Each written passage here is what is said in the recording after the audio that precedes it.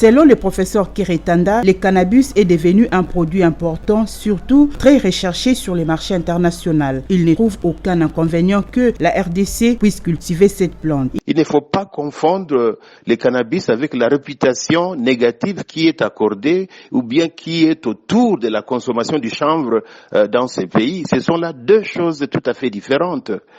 Nous pensons que un intérêt dans la culture du cannabis est premièrement une élévation de notre pharmacopée, c'est-à-dire pour démontrer combien les plantes traditionnelles sont indispensables par rapport à la thérapeutie, puisque cette culture n'a pas deux objectifs, c'est surtout les objectifs thérapeutiques. Comment utiliser le cannabis pour la fabrication de produits qui peuvent aider à soigner certaines maladies. C'est surtout ça la primeur dans le cadre de cet investissement.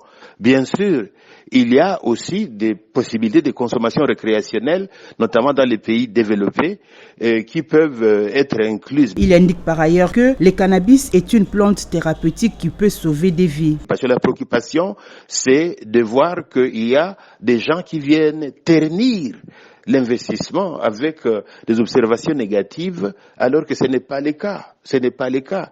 Le cannabis, c'est un produit très valable aujourd'hui sur les marchés internationaux. C'est un produit très indispensable par rapport à ses capacités thérapeutiques et on doit donc lui accorder la chance.